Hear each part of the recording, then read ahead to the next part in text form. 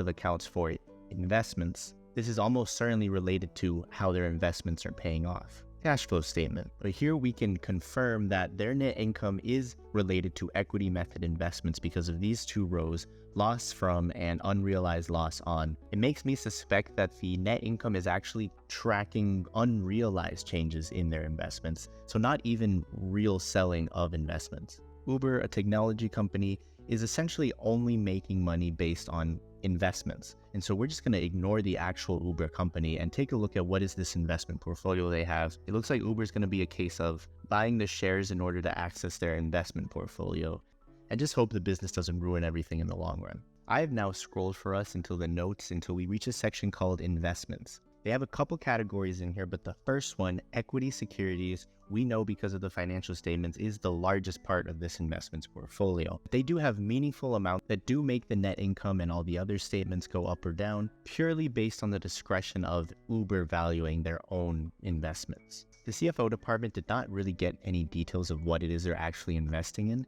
and so I did Control F the word investment. Uber Technologies, not at all an investment industry company on paper, does say the word investment over 300 times. That is a lot of usage of one word in an annual report. So we're going to try our best not to miss something. But as I have been cycling through this, I did eventually find a risk factor in the item 1A. We are about halfway through the risk factors at this point. Here they are reminding us new ventures are inherently risky and we may never realize any expected benefits. The best part of this section is that they actually start mentioning specifics finally, highlighting one acquisition, Corner Shop, but then they also do mention other companies such as the Drizzly Group, a company called Transplace. And since they are so focused on controlling would-be competitors, the risk factor here ending with, even if these investments allow us to successfully develop new products and technologies, all of this is going to draw the attention of regulatory authorities that may create new restrictions in response to what Uber calls innovations, but what a regular government authority might call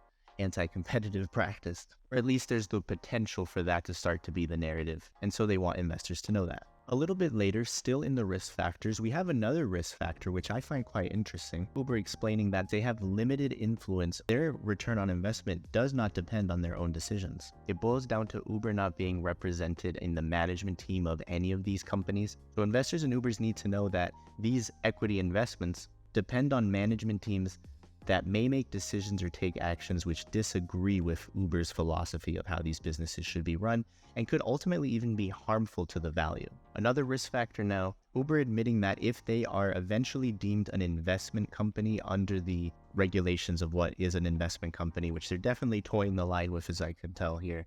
Again, most of their net income is coming from their investments, not their business. So they're kind of forced here to admit to potential investors that if this is determined to be so, all of a sudden Uber has to have an entire compliance department to handle the new requirements of being an investment fund. They're toeing the line so much that their compliance department is already publishing graphs like this.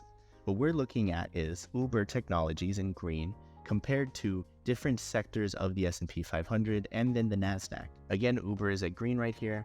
What you can see is that Uber already has to track its own self like an investment fund. If you go back as far back as 2019, Uber would be an investment fund that's worse than owning either the NASDAQ or the S&P 500. But given with everything else we're seeing in this report, it actually makes complete sense that they're already prepared with this sort of analysis. Uber basically could be turned into an investment fund officially any day now. So now, after looking at almost 2/3 of all the usage of the word investment in the report, I think it's time for us to actually look at the detailed numbers of what these investments are and how that led to a positive net income for the first time in Uber's history. In the latest year, Uber has increased the amount of government agency securities, so things like municipal bonds probably. Now this is actually pretty sizable for them. But finally, it was really their investment in the company Aurora, but also to a lesser degree Didi and Grab, that together represented almost a 1.6 billion increase in income in the last year. All the other companies they've been buying pieces of are just grouped together into other. So with almost everything being in 2 or maybe 3 companies, you can see why Uber really doesn't want to be considered an investment fund.